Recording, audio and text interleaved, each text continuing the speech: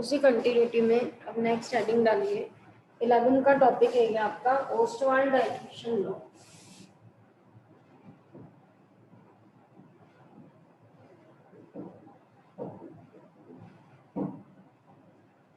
Ostwald dilution law.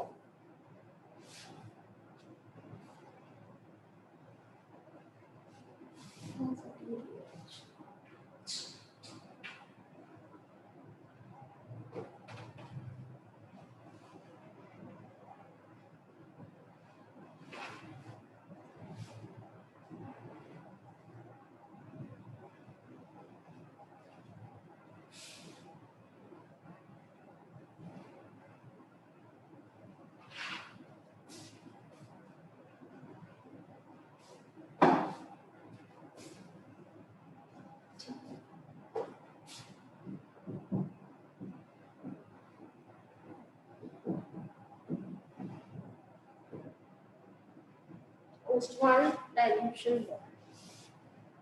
Ostwald dilution law किसके लिए applicable होता है, पहले वो लिखिए। It is applicable for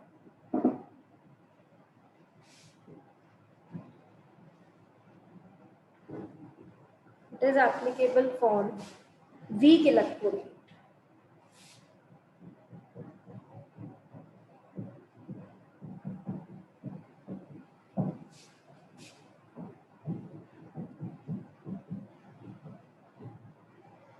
strong electrolyte के लिए ये एप्लीकेबल नहीं होता है। किसके लिए एप्लीकेबल होता है? केवल वीक इलेक्ट्रोलाइट के लिए।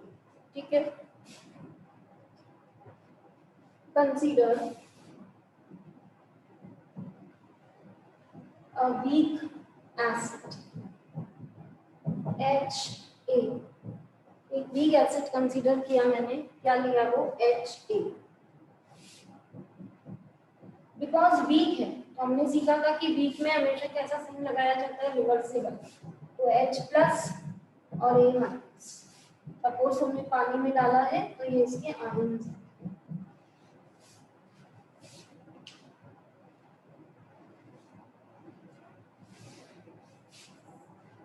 मैं यहाँ पर 11 का जितना पार्ट अपन ने सीखा हुआ है उस हिसाब से लिख कर गई हूँ, तो किसी बच्चे को याद है तो बताना। एट टाइम इक्वल्स टू 0, इसका 1 मोल तो इसका 0 0।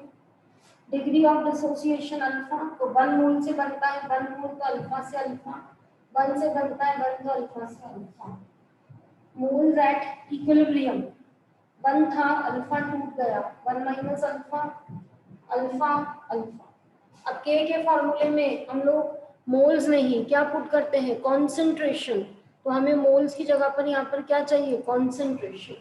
तो सबको याद है कि जब हमें कॉन्सेंट्रेशन एट इक्विलिब्रियम निकालनी होती है तो मोल्स को वॉल्यूम से डिवाइड किया जाता है। सबको याद है ना? Concentration equals to number of moles in given volume. तो जो मोल्स आपके आएंगे इक्विलिब्रियम पर उसको आपने वॉल्यूम से डिवाइड कर दिया, तो ये सारी की सारी क्या प्रिपेयर हो गई आपकी? कॉन्सेंट्रेशन। नाउ के का फॉर्मूला सबको आता है लिखना। प्रोडक्ट्स की कॉन्सेंट्रेशन अभी सॉल्यूशन में भी सिखाया था। प्रोडक्ट्स की कॉन्सेंट्रेशन का प्रोडक्ट अपॉन रिएक्टेंट की कॉन्सेंट्रेशन। ठीक है। H प्लस की कॉन्सेंट्रेशन पुट करिए, A माइनस की पुट करिए, HA की पुट करिए। हमेशा ध्यान रखिए ये जो K है इक्विलिब्रियम कांस्टेंट, इसमें हमेशा इक्विलिब्रियम के समय की कॉन्सेंट्रेशंस लिखी जाती हैं। तो H प्लस की कॉन्सेंट्रेशन इक्विलिब्रियम वाली लिखो, A माइनस की कॉन्सेंट्रेशन इक्विलिब्रियम वाली लिखो और HA की भी कॉन्सेंट्रेशन लिखो और उससे फिर निकाल के दो K क्या आ गया, निकालो।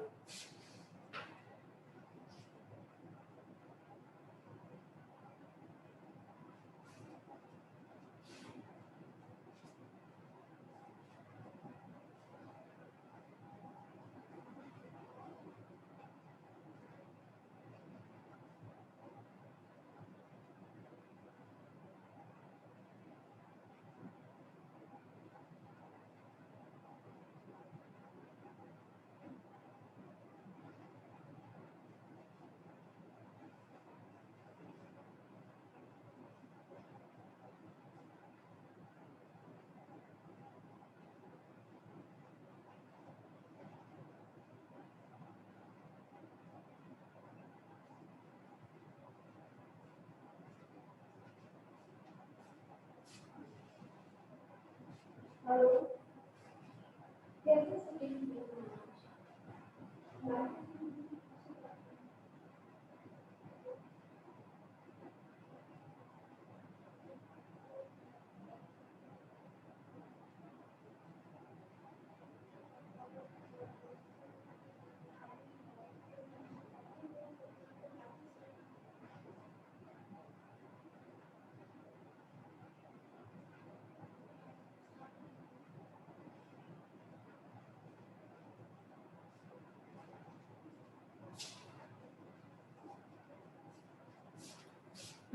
रखी वैल्यूज निकाला क्या रहे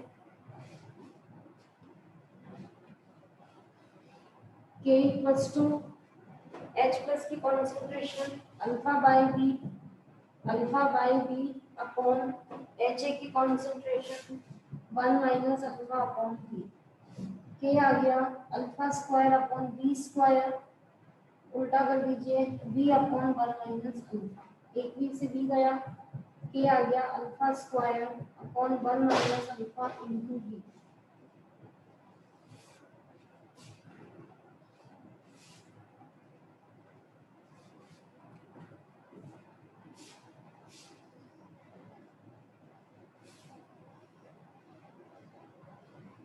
ठीक है, आगे बढ़ते हैं। Since electrolyte is weak so alpha is very very less than 1। वो जो 1 माइनस अल्फा आपने लिखा है वो एक तरह से 1 हो गया क्योंकि इलेक्ट्रोलाइट आपका कैसा है वीक, वीक का डिसोसिएशन कम, तो 1 में से इतनी कम वैल्यू घटाई तो एक तरह से 1 आ गया, तो ये फॉर्मूला बन गया। So K equals to alpha square upon v क्योंकि 1 माइनस अल्फा एक तरह से 1 हो गया, तो अल्फा स्क्वायर आ गया k इंटू बी, तो अल्फा स्क्वायर अब इक्वल टू और k कांस्टेंट है, तो आपको मालूम है जब अपन प्रोपोर्शनैलिटी साइन हटाते हैं तो इक्वल टू के साथ एक कांस्टेंट आता है, अब रिवर्स कर लो इक्वल टू और कांस्टेंट को मिलाकर प्रोपोर्शनैलिटी साइन है v आ गया, तो alpha is directly proportional to under, और ये होता है आपका पोस्टवर्ल्ड डाइल्यूशन। कैसे स्टेटमेंट बनाएंगे इसका पोस्टवर्ल्ड डाइल्यूशन लॉ का, यहां से बनाइए। पहले अल्फा को बोलिए डिग्री ऑफ डिसोसिएशन किसकी, of weak electrolyte is directly proportional to the square root of its volume, और वॉल्यूम को आप क्या वर्ड दे सकते हैं डाइल्यूशन, क्योंकि किसी का वॉल्यूम बढ़ाने का मतलब होता है आप उस सिस्टम को डाइल्यूट करते जा रहे हो, तो या तो आप कह दो वॉल्यूम बढ़ता जा रहा है या फिर आप कह दो डाइल्यूशन बढ़ता जा रहा है। तो डिग्री ऑफ डिसोसिएशन किसकी of a weak electrolyte is directly proportional to the square root of its volume or its dilution. Note कर लीजिए।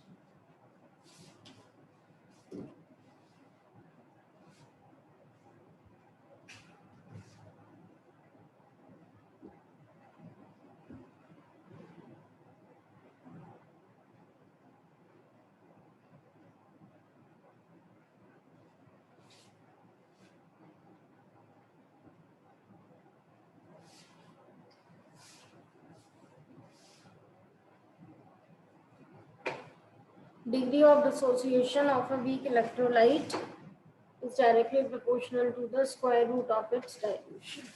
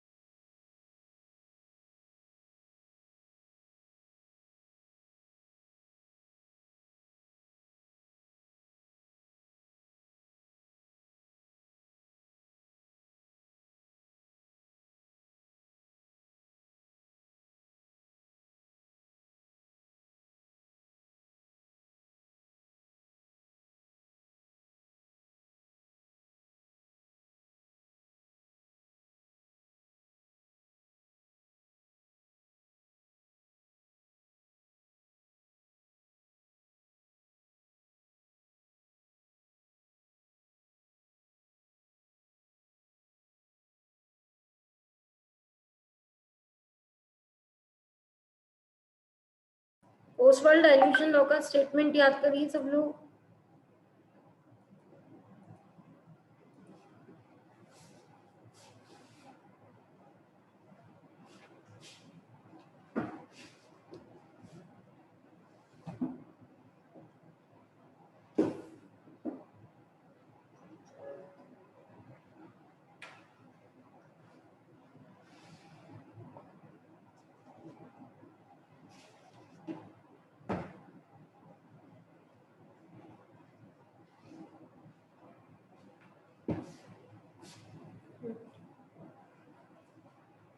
ठीक है, degree of dissociation of a weak electrolyte is directly proportional to the square root of its volume और square root of its dilution alpha is directly proportional to under root we.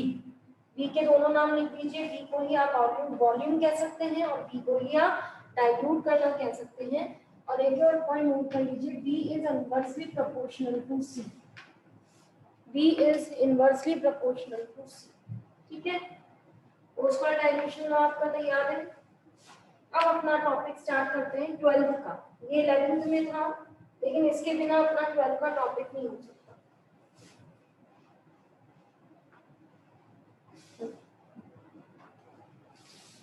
Effect of dilution, heading डालिए on, effect of dilution on. अब different type में effect है, वो मैं एक एक करके लेती जाती। Effect of dilution on,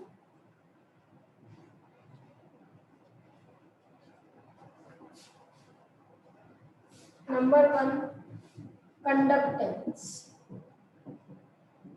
symbol आपने बुक से नोट किया होगा, जी दे रखा है या सी, बताना अभी कोई मुझे। इफेक्ट ऑफ डाइल्यूशन ऑन में सबसे पहला हम ले रहे हैं कंडक्टेंस।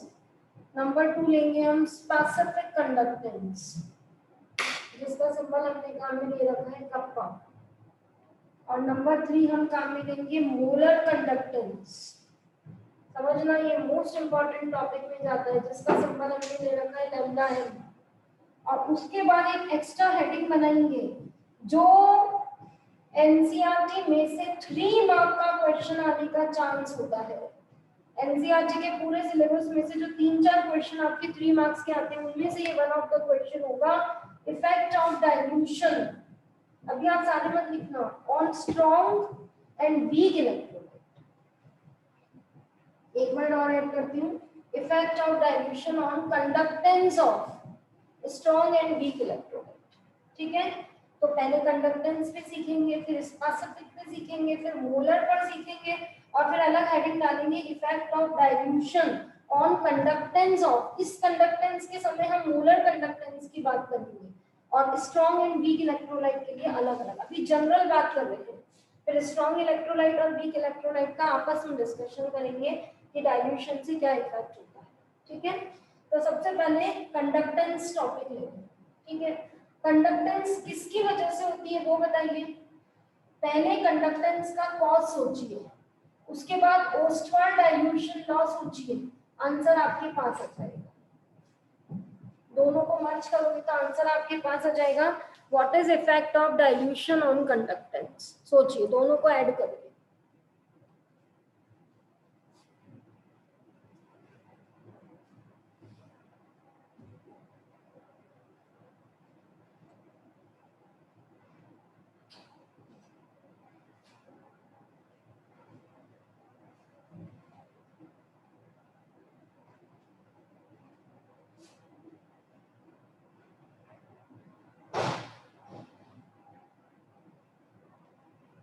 दोनों पॉइंट्स को ऐड करिए, दोनों पॉइंट्स को ऐड करते ही आंसर आ जाएगा।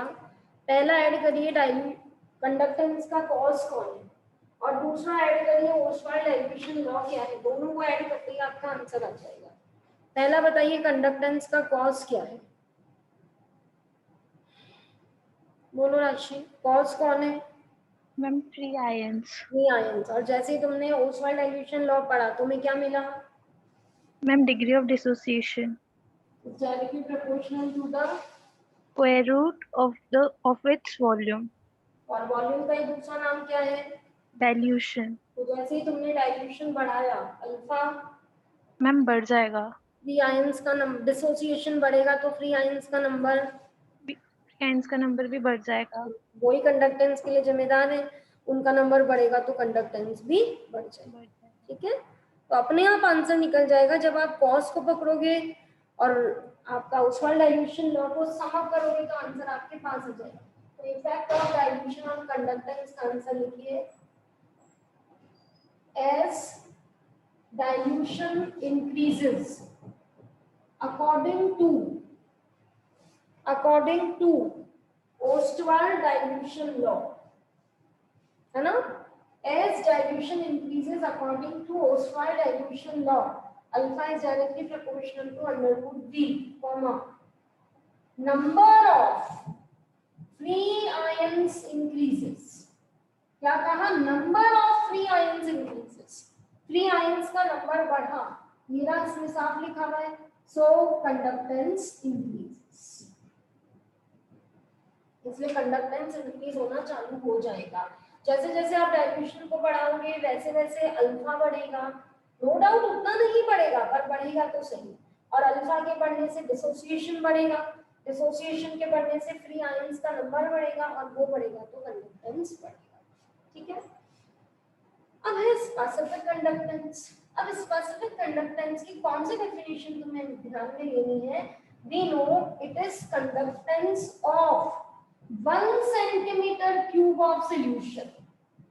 ध्यान दीजिएगा, कंडक्टेंस तो पूरे सॉल्यूशन की होती है, और स्पेसिफिक कंडक्टेंस अपने नेक्स्ट क्लास में निकाला था ना, पिछली क्लास में तो लिया था जब 1 सेंटीमीटर लेंथ है और 1 सेंटीमीटर स्क्वायर एरिया है, उस समय की सी को ही कप्पा कहा जाता है। फिर अगली क्लास में मैंने ये समाप्त करा के आपको 1 सेंटीमीटर क्यूब वाली डेफिनेशन बनाई थी। तो kappa is the conductance of 1 centimetre cube of the solution. अब देखिए, it is not the conductance of whole solution, it is the conductance of 1 centimeter cube of solution. As dilution increases, alpha increases according to Ostwald.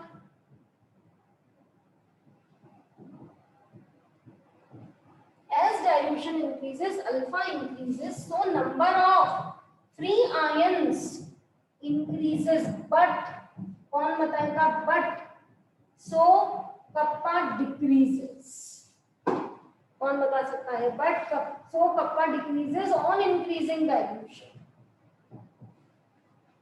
क्या एक point इसमें छूटा हुआ है, वो यहां से डेटा रखने से तुम निकाल सकते हो। Alpha is directly proportional to v नहीं है, alpha is directly proportional to square root of v है। अब आप सोचिए, कोई कंटेनर लीजिए, इस कंटेनर में सपोज यहां तक का वॉल्यूम था, या पहले कम ले लो, यहां तक का वॉल्यूम था, है ना, अब तुमने डाइल्यूशन करके वॉल्यूम को यहां तक कर दिया, ये इनिशियल कंडीशन है, ये फाइनल कंडीशन है, और सपोज करो इतना जो पार्ट आएगा, सपोज वो 1 सेंटीमीटर क्यूब है सपोज, तो बताइए क्या होगा, कौन बता सकता है कि मैम डाइल्यूशन हमने बढ़ाया, अल्फा बढ़ा, डिसोसिएशन बढ़ा, फ्री आयंस का नंबर बढ़ा, फिर कप्पा क्यों घट गई? कप्पा की डेफिनेशन में वो चीज लिखी हुई है, it is the conductance of 1 centimetre cube of the solution. यहां से इसे सॉर्ट आउट करिए, बोलिए। मैम कंसंट्रेशन डिक्रीज हो गया इसलिए, वॉल्यूम बढ़ा और कंसंट्रेशन डिक्रीज हो गया। कंसंट्रेशन डिक्रीज हुआ तो 1 सेंटीमीटर क्यूब में पहले जितने आयंस आ रहे थे अब उससे भी कम आ रहे। ठीक है, बस ये बोलना था तुम्हें, क्योंकि कंसंट्रेशन तो यहाँ पे डिक्रीज हुआ जब आपने कंडक्टेंस की बात की, वॉल्यूम बढ़ेगा तब कंसंट्रेशन हमेशा घटेगा।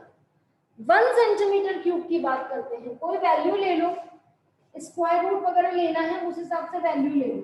तो सपोज करो तुमने पहले तुम्हारा डाइल्यूशन था V, पहले तुम्हारा डाइल्यूशन था V और फिर डाइल्यूशन हो गया 16V, 16 टाइम्स तुमने बढ़ा दिया। मुझे अल्फा की वैल्यूज बताओ दोनों टाइम में क्या क्या है, फटाफट हाथ खड़ा करिए। पहले V वॉल्यूम है, फिर 16 टाइम्स आपने वॉल्यूम को बढ़ा दिया है, अब आपका 16V है। बोलो गरिमा।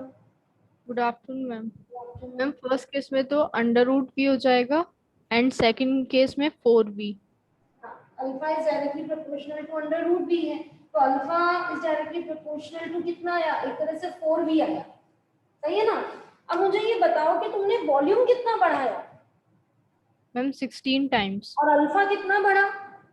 4 टाइम्स। हाँ, तो मतलब तुम्हारा इतना इनिशियल वॉल्यूम था, हाँ। अब ये तो एक तरह से मैंने डबल ही किया है, मैंने एक्चुअली में तो 16 टाइम्स बढ़ा डाला है। तो सुनना, सपोज करो पहले तुम्हारा वॉल्यूम ये V था, कितने आयंस लेना चाह रही हो इसमें बोलो V के हिसाब से? मैम 25। V के हिसाब से 10 ले लेते हैं, ठीक है। 1 2 3 4 5 6 7 8 9 10, ये V के हिसाब से 10 थे। अब तुमने वॉल्यूम को 16 टाइम्स कर दिया, तो अल्फा कितना बढ़ा? 4 टाइम्स। 2 टाइम्स ही बढ़ा। तो तुम्हारे 10 थे, तो तुम 10 के कितने ले लोगे? 16 टाइम्स वॉल्यूम बढ़ाने पर तुम्हें 4 टाइम्स इसको बढ़ाना है, तो तुम्हारे 10 थे तो तुम 20 ले लो, है ना। अब ये जो 10 आयन पहले इतने से वॉल्यूम में रहते थे, अब अल्फा बढ़ के 10 से 20 तो हुई, पर क्या मानते हैं अब इन सारे 20 को इस पूरे 16 टाइम्स बढ़े हुए वॉल्यूम में रहना पड़ेगा, बोलो। Yes ma'am. तो अब 1 सेंटीमीटर क्यूब में जो नंबर ऑफ आयंस की प्रोबेबिलिटी इतने वॉल्यूम में थी, नो डाउट अब आयंस बढ़े हैं, लेकिन वॉल्यूम तो उससे बहुत ज्यादा बढ़ा है ना। वॉल्यूम Yes, तो ma'am. 16 टाइम बढ़ा है, पर आयन तो 4 टाइम ही बढ़े हैं। तो आप सोच सकते हैं कि 1 सेंटीमीटर क्यूब में आने वाले जो आयंस हैं उनका नंबर ऑब्वियसली कम होगा, क्योंकि 16 टाइम बढ़े हुए वॉल्यूम में, ये तो हम मानते हैं ना, चीज तो पूरे में फैलेगी। अगर आपने इतना सा पानी ले रखा है और आपने उसमें नमक डाला तो वो इतने पानी में है, और आपने उसको बढ़ाकर इतना कर दिया, तो नमक तो सॉल्यूट है, वो तो पूरे में फैलेगा, तो वो पूरे में जाएगा। तो यूनिट में जो सॉल्ट आ रहा था वो कमी तो आएगा पहले से। आप कहेंगे नहीं मैम मैंने वॉल्यूम बढ़ाया तो अल्फा भी तो बढ़ी, तो उतनी थोड़ी ना बढ़ी। वॉल्यूम 16 टाइम बढ़ाया है तब अल्फा 4 टाइम बढ़ी है। तो आप समझ सकते हैं कि जब हमने वॉल्यूम बढ़ाया तो अल्फा बढ़ा। अल्फा के बढ़ने से आयन बढ़े, पर वॉल्यूम ज्यादा बढ़ा है, वॉल्यूम उसका डबल स्क्वायर रिलेशन लेके बैठा है। 16 टाइम वॉल्यूम बढ़ाने पर अल्फा सिर्फ 4 टाइम बढ़ा है। तो नो डाउट इसमें जितने आयन थे इस पूरे में उससे ज्यादा है, लेकिन 1 सेंटीमीटर क्यूब में तो घटेंगे ना, क्योंकि वो पूरे वॉल्यूम में डिस्पर्स हो चुके हैं। तो specific conductance is the conductance of 1 centimetre cube, और पूरे की तो बड़ी है, क्योंकि 10 के 20 आयन तो हुए हैं, तो ये तो कंडक्टेंस तो पूरे की होती है। तो 10 के अगर 20 आयन भी हुए हैं तो ओवरऑल कंडक्टेंस तो बड़ी है, लेकिन कप्पा कितने में देखी जाती है? केवल 1 सेंटीमीटर क्यूब में, तो वो तो घटा ही है। क्यों? क्योंकि रिलेशन रूट v का है। It is a conductance of 1 centimeter cube of solution. As dilution increases, alpha increases, so number of free ion increases, but number of ions in 1 centimeter cube of solution decreases. So kappa decreases on increasing dilution. ठीक है, तो जब dilution बढ़ता है तो conductance बढ़ता है, और जब डाइल्यूशन बढ़ता है तो स्पेसिफिक कंडक्टेंस घटता है, क्योंकि टोटल आयंस तो बढ़ते हैं पर 1 सेंटीमीटर क्यूब में आयन घट जाते हैं, क्योंकि रिलेशन क्या है? 16 टाइम बढ़ाने पर वो सिर्फ 4 टाइम बढ़ता है, तो वो उसको ओवरकम नहीं कर सकता। ठीक है, अब तीसरा कंसेप्चुअल क्वेश्चन के लिए मैंने बताया था आपको मोलर कंडक्टेंस का कौन सा फॉर्मूला काम में लेना है कंसेप्चुअल के लिए।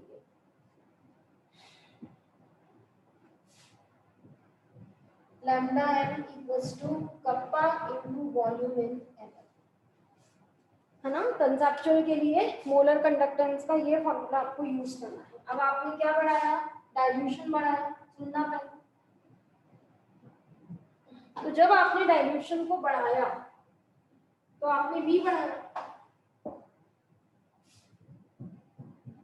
ये V बढ़ रहा है और V का बढ़ना कह रहा है lambda m को बढ़ाओ, बट as dilution increases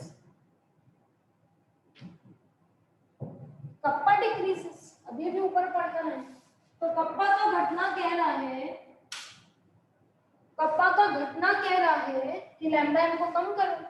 तो जैसे जैसे डाइल्यूशन बढ़ा V बढ़ा, ये कह रहा है इसे बढ़ाओ, और कप्पा घट रहा है वो कह रहा है इसे घटाओ। क्या चीज होगी? प्रैक्टिकल देख लेते हैं कि क्या होता है, उस हिसाब से फैक्टर को डोमिनेट कर देंगे। और सीधे सीधे तो V बढ़ रहा है, देखो ये तो इससे इन्फ्लुएंस है, ये तो सीधे सीधे ही बढ़ रहा है। अभी भी देखा था 16 टाइम कर दिया था अपन, तो अपन लिखेंगे but increase in V is much more than decrease in kappa, kappa में कमी से वॉल्यूम का बढ़ना ज्यादा है, तो ये डोमिनेट कर गया और इसके डोमिनेट करने से सो लैम्डा इन।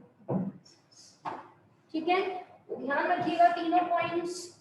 जब डाइल्यूशन बढ़ता है तो कप्पा घटता है, कंडक्टेंस बढ़ता है और मोलर कंडक्टेंस भी बढ़ता है।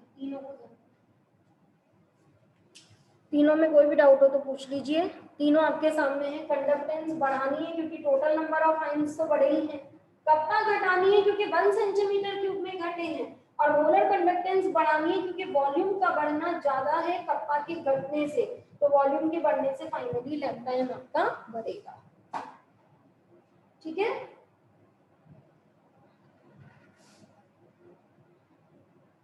अभी इसके कंसेप्चुअल क्वेश्चन बनाएंगे सारे। अगला लिखिए, effect of dilution on conductance of molar conductance of strong and weak electrolyte. अब फैक्टर बदल दिया, अब मैंने किस पे बात करनी शुरू कर दी, स्ट्रॉन्ग और वीक के मुझे आंसर्स चाहिए। स्ट्रॉन्ग इलेक्ट्रोलाइट पे क्या फर्क पड़ता है और वीक इलेक्ट्रोलाइट पे क्या फर्क पड़ता है, दोनों का आंसर अलग अलग निकालना है। और आपके सिलेबस में जैसे अगर 3 नंबर के बड़े क्वेश्चंस की बात करें केमिस्ट्री में, तो आप अभी चाहे तो इस रजिस्टर के बैक में लिख लें। 3 मार्क का जो लेंथी क्वेश्चन आता है उसमें एक तो सॉलिड स्टेट से बन सकता है, पैकिंग एफिशिएंसी वाला बड़ा क्वेश्चन, बीसीसी के निकाल दो या एफसीसी के निकाल दो, एक तो ये सेट हो सकता है, और दूसरा इलेक्ट्रोकेमिस्ट्री में से ये सेट होगा। इफेक्ट ऑफ डाइल्यूशन ऑन, आप चाहे तो पीछे लिस्ट बना लें, स्ट्रॉन्ग एंड वीक इलेक्ट्रोलाइट, एक ये क्वेश्चन बैठेगा।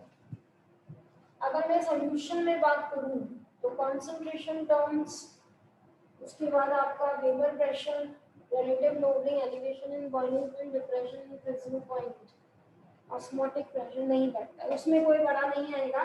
उसके बाद जो सीधा एक ऑप्शन बनेगा वो कोऑर्डिनेशन केमिस्ट्री में बनेगा। हर चैप्टर में से बड़ा क्वेश्चन नहीं बन पाता है, 3 नंबर का थ्योरी लिखना, कोऑर्डिनेशन में आता है bonding in metal carbonite.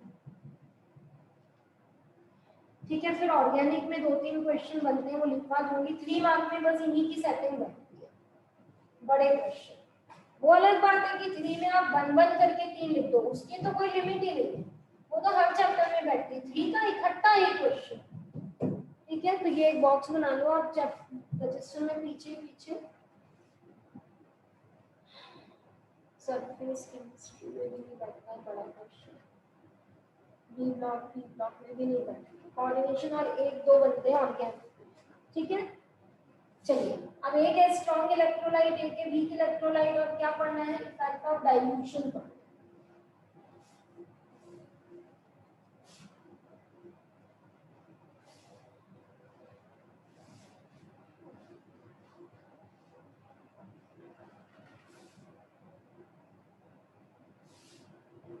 Divide Huckel Onsager equation.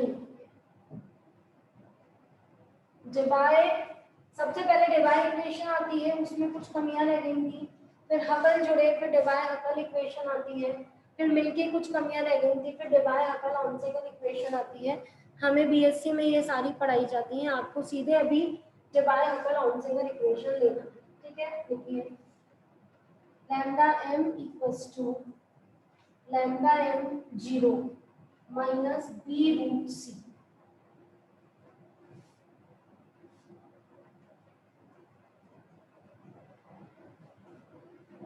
इसी को ऐसे भी लिख सकते हैं,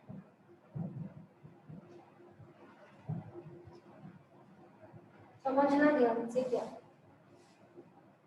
एक्चुअल जो इक्वेशन है उसमें कांस्टेंट बी ही होता है, जहां तक मुझे याद है, एक बार आप चेक कर लेना, एनसीईआरटी में बी की जगह कैपिटल ई लिखा हुआ है, एक बार आप देख लेना। तो अपने को एनसीईआरटी बोर्ड में ए ही लेना चाहिए और कंपटीशन में तो बी ही मिलेगा हर बार, क्योंकि ओरिजिनल बी ही होता है। ठीक है, अब इन सब के क्या मतलब है वो समझते हैं। पहले सी लो, फिर तुम इकट्ठे लिख लेना। सबसे पहले सी जो कॉन्सेंट्रेशन है, स्मॉल सी लिखा हुआ है, क्योंकि हम डाइल्यूशन की बात कर रहे हैं ना, तो इक्वेशन में इस बार कॉन्सेंट्रेशन, कोई दिक्कत नहीं है, सी और वी इनवर्स होते हैं, हमें मालूम है, सी बढ़ा तो वी घटा दो। ओस्वाल्ड डाइल्यूशन में वी आया था और यहाँ पर डिबाय हकल ऑनसेकल में सी को ले रहे, ठीक है। इसके बाद लैम्डा एम और लैम्डा एम जीरो कुछ दिखा है, इसका क्या मतलब है? तो लैम्डा एम का तो मतलब है मोलर कंडक्टेंस, तो ये भी तो लैम्डा एम है, इसका भी मतलब है मोलर कंडक्टेंस, पर इसके साथ एक वर्ड और है, molar conductance at zero concentration. आप टॉपिक पढ़ लें, आप क्या पढ़ रहे हैं, इफेक्ट ऑफ डाइल्यूशन, मतलब आप डाइल्यूशन बढ़ाते गए बढ़ाते गए बढ़ाते गए, तो याद रखिए बच्चों, जब इनफाइनाइट हो जाएगा डाइल्यूशन, जब डाइल्यूशन हो जाएगा इनफाइनाइट, तो कॉन्सेंट्रेशन हो जाएगी जीरो। चेक कर लीजिए, इनवर्स रिलेशन है, सही है ना? जिस समय आपका डाइल्यूशन हो जाएगा इनफाइनाइट, उस समय सिस्टम की कॉन्सेंट्रेशन अपने आप से क्या हो जाएगी, जीरो। तो अगर एनसीईआरटी ने ये काम में लिया है, रिफ्रेशर्स ये काम में लिखी है, अगर लैम्डा इन जीरो लिखा हुआ है तो जीरो के साथ तुम्हें कंसंट्रेशन पढ़ना है, और अगर इसी को इंफिनिटी लिखा हुआ है तो इंफिनिटी के साथ तुम्हें डाइल्यूशन पढ़ना है, चीज एक ही है। अगर डाइल्यूशन इंफिनिटी होगा तो कंसंट्रेशन जीरो हो जाएगी, नहीं हो जाएगी? तो समझ जाओ, चाहो तो तुम डाइल्यूशन के टर्म्स में लिख लो तो इनफाइनाइट, और चाहो तो तुम कंसंट्रेशन के टर्म्स में लिख लो तो जीरो। जहां तक मुझे याद है बुक में इस टर्म में लिखा हुआ है, आपको ये बोर्ड के लिए पूरा चेक करना है ना, बुक में किस फॉर्म में, मेरे को दोनों बताना इसलिए जरूरी है, आपको कंपटीशन भी देने बोर्ड भी देने।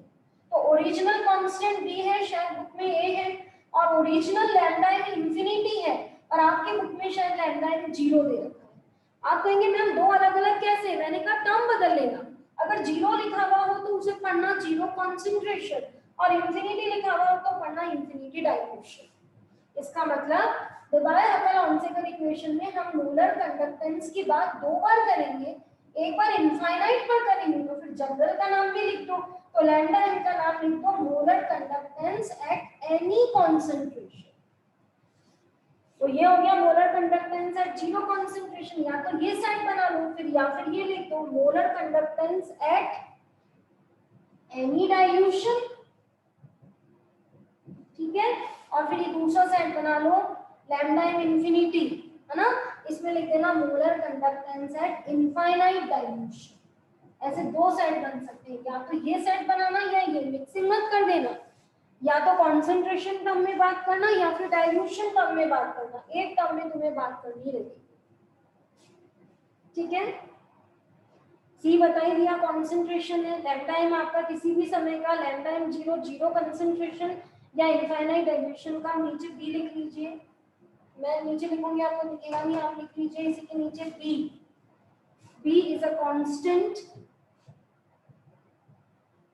B is a constant which depend on, ये आपको बुक से लेकर आना है, 3 लाइंस आप यहाँ पे छोड़ दीजिए, एनसीईआरटी में आपको ये मिल जाएगा, आप ढूंढेंगे तो 3 लाइन छोड़ दीजिए, B is a constant which depends on,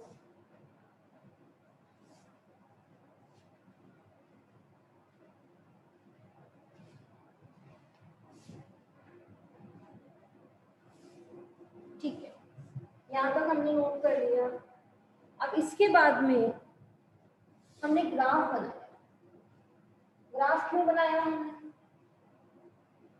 क्योंकि हमने जब डिबाय हकल इक्वेशन को देखा हमें पता चला ये y equals to mx plus c वाला फॉर्मेट, चेक करिए, y एक्सिस पर क्या लिखा हुआ है, लैम्डा एम, x एक्सिस पर क्या है, तो b कांस्टेंट है, तो अंडर रूट c ही x हुआ वेरिएबल, अंडर रूट c आ गया, मतलब यहाँ जाने पे कंसंट्रेशन बढ़ेगी, तो इसका मतलब u आने पे वॉल्यूम बढ़ेगा, क्योंकि मेरा टॉपिक तो इफेक्ट ऑफ डाइल्यूशन है, तो मेरा दिमाग तो वॉल्यूम से चलेगा, c से नहीं, तो मुझे पता है कि मुझे ग्राफ में u आना है, क्योंकि u आने पे मैं वॉल्यूम घटा रही हूँ, क्योंकि u जाने पे मैं कंसंट्रेशन बढ़ा रही हूँ, क्या ये सही है, या u आने पे मैं वॉल्यूम बढ़ा रही हूँ, हाथ खड़ा करके, ये डिक्रीज होगा या इंक्रीज होगा, जब मैं लेफ्ट साइड में आ रही हूँ तो वॉल्यूम बढ़ रहा है या घट रहा है, ये आपको बताना है, बताइए फटाफट, बोलो। मैम वॉल्यूम इंक्रीज होगा, इंक्रीज होगा क्योंकि यूं जाने पर क्या बढ़ रहा है, कंसंट्रेशन, यूं जाने पर क्या घट रहा है, वॉल्यूम, हाँ तो यूं आने पर वॉल्यूम इंक्रीज होगा, कंसंट्रेशन डिक्रीज, मतलब वॉल्यूम।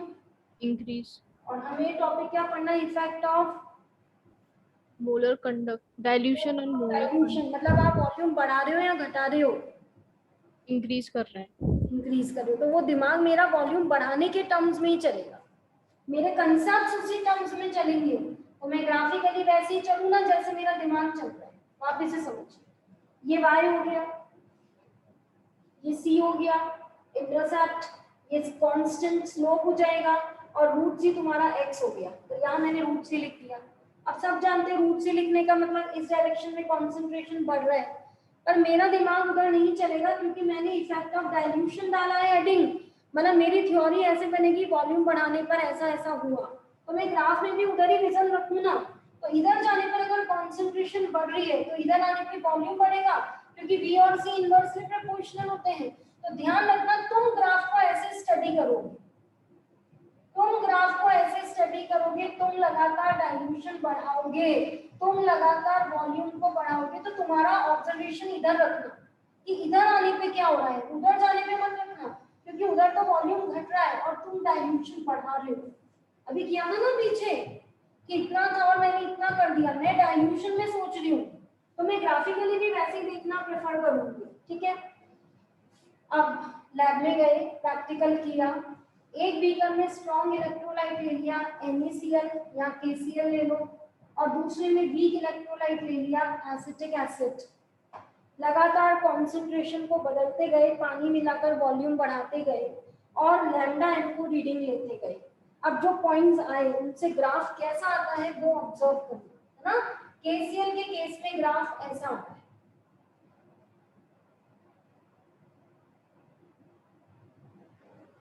ठीक है, मतलब बहुत ऐसे नहीं बनाना, ये लेंगे तो बहुत शार्प चीज है, मतलब तुम्हारे पास तो रजिस्टर है ना, लाइंस बनी हुई है ना, ऐसे बनाओ कि एक लाइन में एक लिया, फिर उसके जस्ट नेक्स्ट पॉइंट जो लाइन टच कर रही है उससे लेते हुए, यूं नहीं, ऐसे नहीं, बिल्कुल ऐसे जाना है, मतलब हल्का सा घटता हुआ भी दिखे लेकिन नेग्लिजिबल, मतलब और कम करने की कोशिश करें, मतलब एक पॉइंट नीचे आना है। तो ये जो ग्राफ दिखा, ये तो साइंटिस्ट लोगों को KCl के लिए मिला, मतलब स्ट्रॉन्ग इलेक्ट्रोलाइट के लिए मिला, और जब वीक इलेक्ट्रोलाइट का ग्राफ देखा तो कुछ ऐसा था। ठीक है, कैसा था वीक इलेक्ट्रोलाइट का ग्राफ, मेरे साथ बनाइए, स्ट्रॉन्ग का बना दिया, वीक का बनाइए, पैरेलल से चलिए, और थोड़ा इधर आओ ना तो थोड़ा ग्राफ इधर ना, ठीक है, थोड़ा इधर ना, यूं स्ट्रेट नहीं जाती थोड़ा, क्योंकि ये भी तो चेंज हो रहे हैं ना यूं। अब हर पॉइंट पर थोड़ा थोड़ा इधर खिसका दो, हर पॉइंट। ये जो ग्राफ मिला ये एसिटिक एसिड का, एसिटिक एसिड का मतलब वीक इलेक्ट्रोलाइट।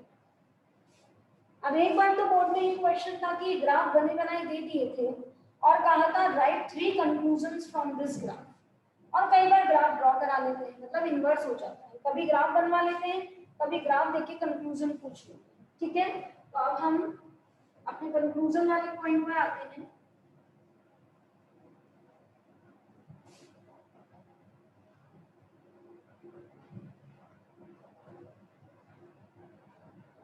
ठीक है, सबको क्लियर है, फिर बना दूं, यहाँ भले देख लो, लैम्डा एम वर्सेस रूट सी, स्ट्रॉन्ग के लिए ऐसा आता है, वीक के लिए स्ट्रॉन्ग के लिए कम कम कम बढ़ाते हुए कोशिश करिए, और वीक के लिए पैरेलल से चलिए, फिर थोड़ा थोड़ा इधर शिफ्ट होते जाइए, थोड़ा थोड़ा इधर शिफ्ट होते। ठीक है, तो एक ग्राफ स्ट्रॉन्ग इलेक्ट्रोलाइट का है, एक ग्राफ वीक इलेक्ट्रोलाइट का है। सबसे पहला ऑब्जर्वेशन मुझे कौन बताएगा, देखिए observation from graph, as dilution increases lambda m of weak dash and lambda m of strong dash, किसकी बढ़ रही है किसकी घट रही है, as dilution increases। बच्चों ये ध्यान रखना तुम्हें ग्राफ में आना किधर है, वो गलती नहीं हो जाए। आना किधर है, एज डाइल्यूशन इंक्रीजेस। मेरी पूरी पढ़ाई उधर ही चल रही है कि डाइल्यूशन बढ़ाने पे क्या होता है। चेक करो, बताओ।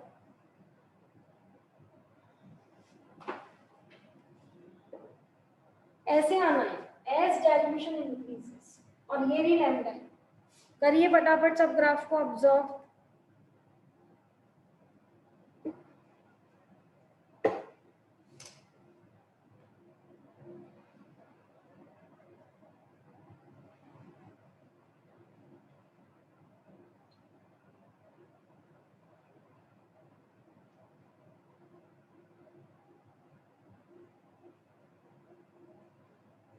कौन बताएगा?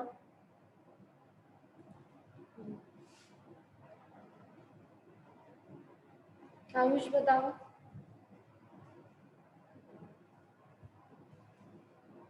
एज डाइल्यूशन इंक्रीजेस, बोलो इधर आओ। यस मैम, स्ट्रॉन्ग में तो स्लाइटली इंक्रीज होगा, बट वीक में एक्सपोनेंशियली इंक्रीज होगा। ठीक है, मतलब बढ़ तो दोनों में रहा है ना। Yes ma'am. तो पहला ऑब्जर्वेशन ये रखिए, as dilution increases lambda M of weak electrolyte as well as strong electrolyte increases. ठीक है, अलग अलग सम्मिश्र बढ़ रहा है तो साथ ही लिख दो। ये देखिए डाइल्यूशन बढ़ रहा है, ये देखिए स्ट्रॉन्ग का इतना था, फिर इतना हुआ, इतना हुआ, इतना हुआ, मतलब बहुत मिनिमम जो आप बढ़ा सकते ना वो करना है। बढ़ तो रहा है ना, डाइल्यूशन बढ़ता जा रहा है। ये देखिए लैम्डा एम पहले इतनी थी, ये देखिए, फिर लैम्डा एम बढ़ी है, ये देखिए, फिर लैम्डा एम बढ़ी है, फिर लैम्डा एम बढ़ी है, लैम्डा। आप देख पा रहे लगातार लैम्डा एम बढ़ता जा रहा है। डाइल्यूशन बढ़ाने पर वी का देखते हैं, वी की वैल्यू यहाँ थी बच्चों, यहाँ, क्योंकि वो वीक है। वी की वैल्यू किसी पर्टिकुलर कॉन्सेंट्रेशन पर नोट करो, वी की वैल्यू कितनी कम है, उसी कंसेंट्रेशन पर स्ट्रॉन्ग की वैल्यू कितनी जाती है। ये भी तो एक ऑब्जर्वेशन निकाल सकती हूँ कि एक गिवन कॉन्सेंट्रेशन पर अगर मैं देखूं, पहले वाले बहुत ज्यादा डाइल्यूशन के बाद नहीं, थोड़ा पहले नॉर्मल सिचुएशन वाला, तो किसी भी पर्टिकुलर इंस्टेंट पर आप देखिए तो वी की वैल्यू बहुत कम है, क्योंकि उसका ग्राफ ही बहुत ऊपर है। ये तो बहुत इनफाइनाइट डाइल्यूशन के बाद वाला केस होता है। वी की वैल्यू बहुत कम है, स्ट्रॉन्ग की वैल्यू ज्यादा है, ये भी एक ऑब्जर्वेशन हो सकता है। लेकिन ये तो तय है कि डाइल्यूशन बढ़ाने पर इसका भी बढ़ेगा, इसका भी बढ़ेगा, दोनों का बढ़ेगा। पर जैसा कि आयुष ने कहा, वी का ज्यादा बढ़ेगा, ड्रास्टिकली इंक्रीज होगा, और स्ट्रॉन्ग का धीरे धीरे बढ़ेगा। ठीक है, as dilution increases lambda m of weak electrolyte as well as strong electrolyte increases because number of ions। अभी ये मत लिखिए, पूरा क्वेश्चन का मजा इससे खत्म हो जाएगा, इसको यहीं छोड़ दीजिए। As dilution increases, lambda m of both increases। ठीक है, दूसरा observation, at any particular concentration lambda m of strong is more than weak।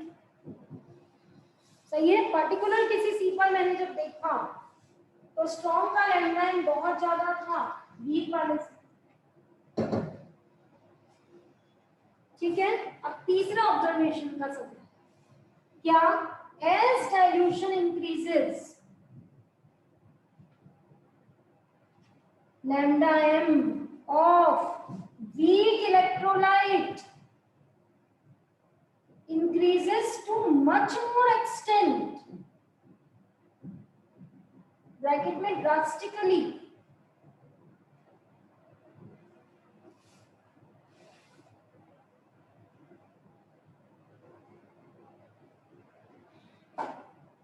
while lambda m of strong increases by little magnitude। अब यही क्वेश्चन है, ऐसा क्यों? जो 3 mark का क्वेश्चन लिखवाया ना मैंने, वो यही है, इतना बड़ा डिफरेंस क्यों? मैं बोल देती हूँ, drastically while lambda m of strong increases by little magnitude, ये लिखा है मैंने। लिख लीजिए पहले तीनों ऑब्जर्वेशन।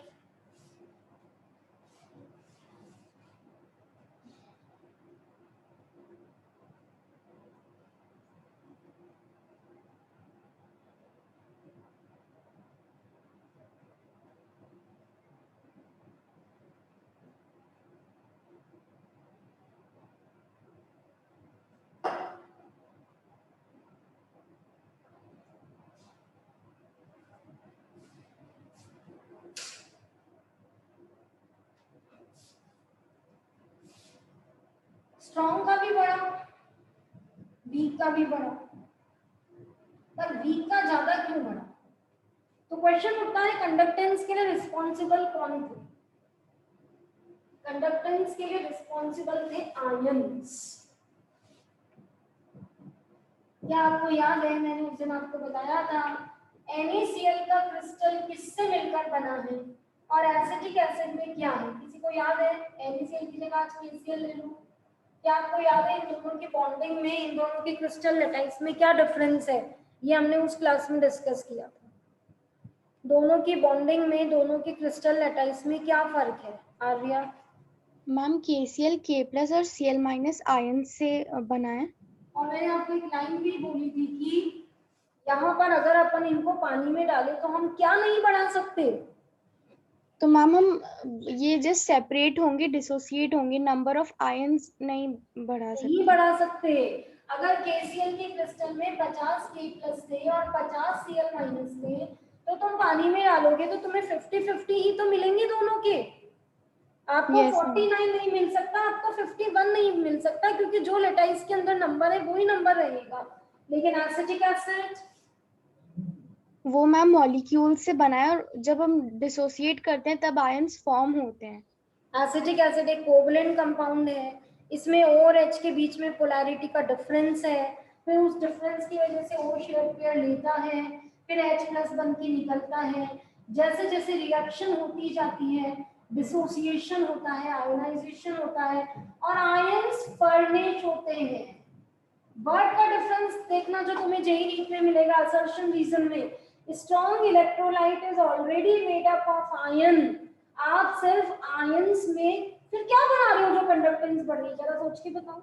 आयंस तो ऑलरेडी थे और वीक इलेक्ट्रोलाइट में आयन था ही नहीं। जैसे जैसे तुमने डाइल्यूशन बढ़ाया वैसे वैसे डिसोसिएशन बढ़ेगा बढ़ेगा बढ़ेगा, तो आयंस का नंबर बढ़ेगा। तो फिर स्ट्रॉन्ग इलेक्ट्रोलाइट में क्या बढ़ता है? आयंस तो बढ़ते ही नहीं है, आयंस तो बनते ही नहीं है। तो बताइए फिर स्ट्रॉन्ग इलेक्ट्रोलाइट में क्या फैक्टर है जो हल्का फुल्का भी बढ़ रहा है, उसके पीछे कौन है? बताइए। स्ट्रॉन्ग इलेक्ट्रोलाइट में फिर बढ़ने का कारण क्या है? भाई आप कह रहे हैं कि आयंस तो ऑलरेडी थे आप एक भी आयन नहीं बढ़ा सकते, तो आपने क्या बढ़ाया फिर? बोलो अश्मी। मैम हमने लिखा था कि डिग्री ऑफ डिसोसिएशन नियरली 100 होता है, तो जो थोड़ा सा जो पॉइंट्स में भी जो डिग्री बची होगी वो डिसोसिएट हो जाएगा। नहीं, ये नहीं बैठेगा इसका। आर्या।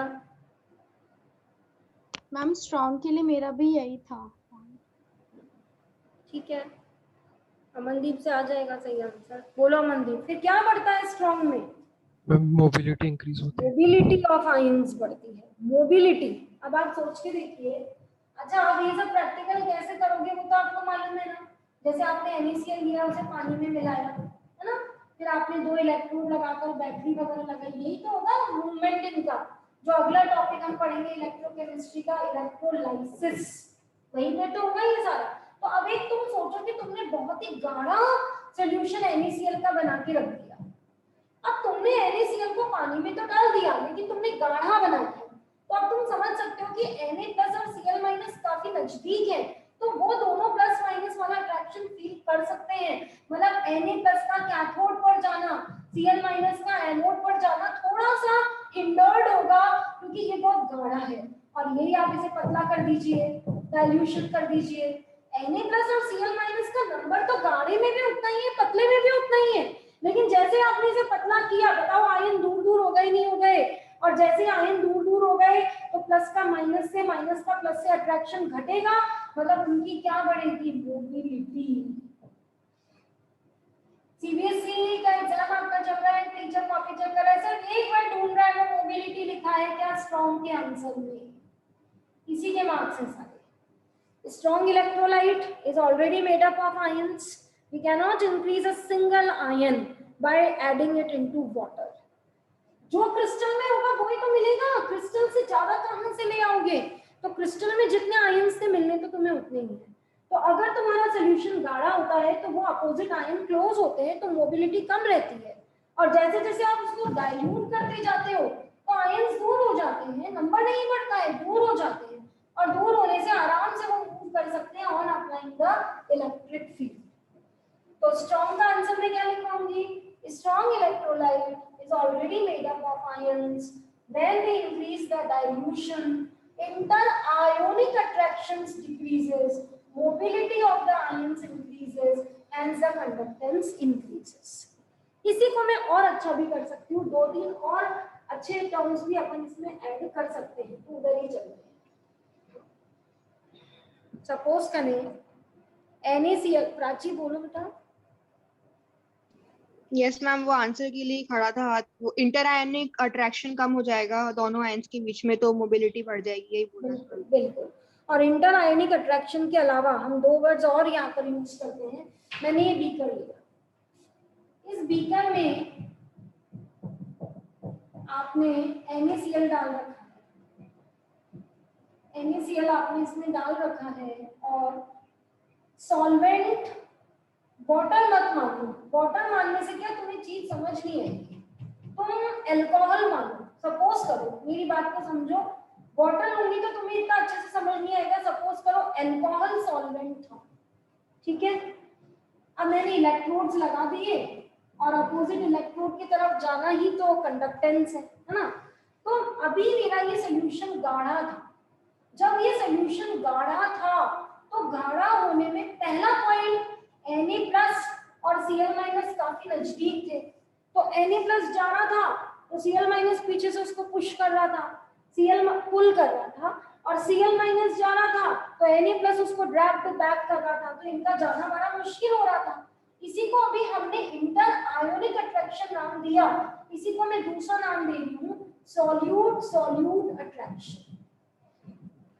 सब जानते हैं ईच आयन इंडिपेंडेंटली बिहेव करता है, तो ये सॉल्यूट सॉल्यूट अट्रैक्शन हो गया। अब मुझे ये बताओ तुम कि ये Na+ और Cl- को जाना कहाँ से है, मतलब माय क्वेश्चन इज किसके थ्रू जाना है वो बताइए। उससे मैं दूसरा फैक्टर आपको निकाल के दूंगी, Na+ और Cl- को ये जो अपोजिट इलेक्ट्रोड तक पहुंचना है, ये किसके थ्रू होके जाना है ये बताइए। कहाँ से इनकी ट्रैवलिंग होगी, माय क्वेश्चन इज कि इनको कहाँ से गुजरना है वो बताइए। कौन बताएगा? बताओ प्राची, कहाँ से जाएंगे ये दोनों आयंस? मैम सॉल्वेंट मॉलिक्यूल्स को क्रॉस करके। सॉल्वेंट मॉलिक्यूल, जैसे अल्कोहल लिया है, जैसे मीथेनॉल लिया है, तो कहाँ से जाएगा? मैम CH3OH पूरे सॉल्यूशन में होगा, पूरे बीकर के अंदर, हाँ। तो क्रॉस करके जाएंगे दोनों ही आयंस Na+ Cl-। क्रॉस कहाँ से करेगा, यही मेरा क्वेश्चन है। चलिए ठीक है, बताइए अश्मी, कहाँ से क्रॉस करेगा? मैम अल्कोहल के थ्रू होता हुआ जाएगा। अल्कोहल के थ्रू से ही मुझे पूछना है कि कहाँ से घुसेगा, मतलब CH के बीच से, OH के बीच से, कहाँ से? मैम OH के बीच से। OH के बीच से। बताइए आप लीन।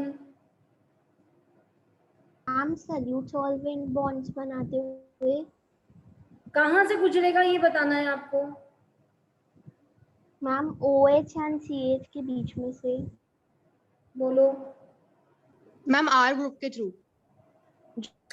क्या कर रहे हो बच्चों? मीथेनॉल मीथेनॉल के बीच में से क्या कर रहे हो? भूल गए सारी चीजें, मैंने इसमें अल्कोहल भर रखा है, तो अल्कोहल मतलब मीथेनॉल बनने का मतलब मीथेनॉल के n नंबर ऑफ मॉलिक्यूल्स हैं, मतलब जब ये रिएक्शन होगी तो मेरा अल्कोहल टूट चुका होगा, इसके बीच बीच में से घुसा रहे हो आप लोग। अरे सॉल्वेंट में से सॉल्यूट जब गुजरता है तो सॉल्वेंट सॉल्वेंट के अट्रैक्शंस को तोड़कर उनके बीच से उसको गुजरना होता है। सॉल्वेंट सॉल्वेंट के बीच से निकलेगा बच्चों, सॉल्वेंट के अंदर कैसे घुस जाएगा? इसका मतलब तो मैं पानी डालकर अगर किसी का इलेक्ट्रोलाइसिस करूं तो हाइड्रोजन अलग हो जानी चाहिए, ऑक्सीजन अलग हो जानी चाहिए, पानी तो पानी रहता है बच्चों। इस मॉलिक्यूल को डिस्टर्ब नहीं किया जाता है, इनके बीच से मॉलिक्यूल्स होके गुजरते हैं। तो अगर ये सॉल्यूशन गाढ़ा है तो गाढ़ा होने का मतलब मीथेनॉल मीथेनॉल भी तो पास पास है, और जब मीथेनॉल मीथेनॉल पास पास होंगे तो उनके थ्रू सॉल्यूट का जाना मुश्किल होगा नहीं होगा।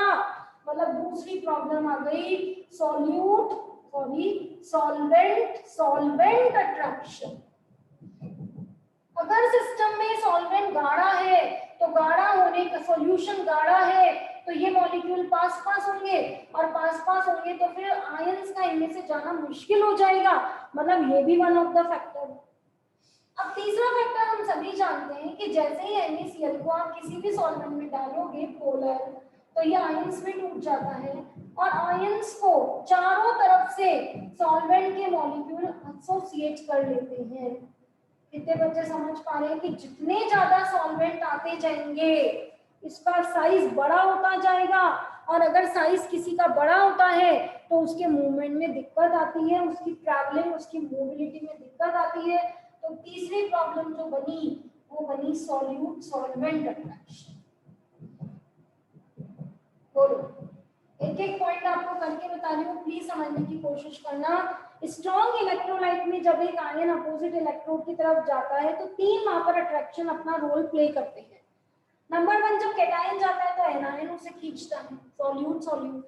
नंबर 2, सॉल्यूट जाता कहां से है कि सॉल्वेंट के मॉलिक्यूल्स के बीच से गुजरता है, तो सॉल्वेंट सॉल्वेंट का अट्रैक्शन मैटर करेगा। और नंबर 3, सॉल्यूट के जब आयंस बनते हैं तो वो अकेले तो नहीं रहते, उनको चारों तरफ से सॉल्वेंट आकर घेरता है, तो वो अट्रैक्शन अगर बढ़ेगा तो साइज बढ़ेगा, और साइज बढ़ेगा तो पक्का है कि मोबिलिटी घटेगी।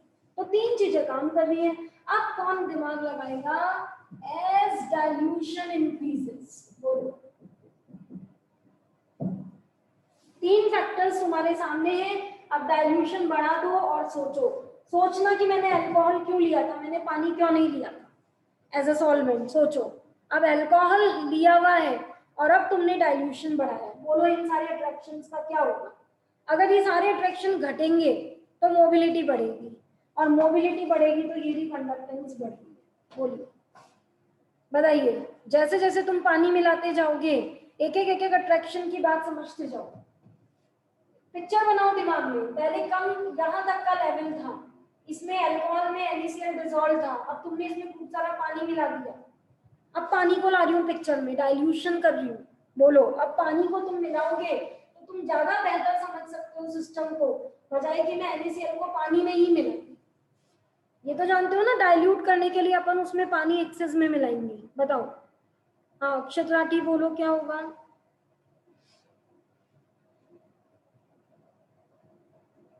जल्दी जल्दी लगाओ दिमाग, क्या हुआ? नहीं अनम्यूट किया अक्षत?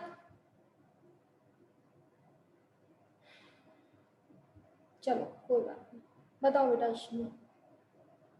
मैम सबसे पहले तो सॉल्यूट सॉल्यूट अट्रैक्शन कम हो जाएगा, क्योंकि सॉल्यूट और दोनों एनायन और कैटायन दूर दूर हो जाएंगे अगर पानी ज्यादा होगा तो।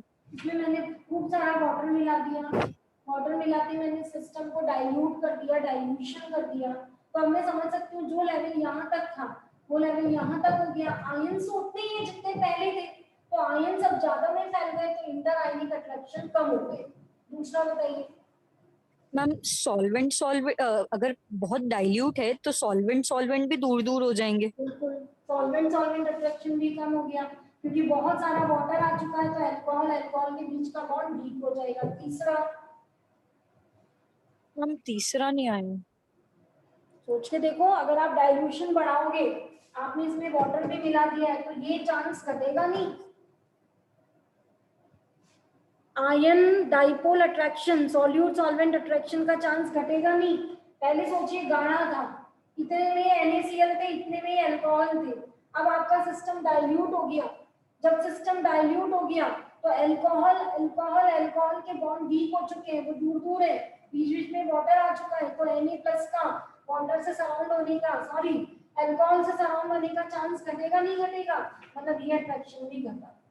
अब आप CBSE बोर्ड के असर्शन रीजन के प्रॉपर वर्ड्स पर आ गए हैं। as dilution increases, solute solute, solute solvent,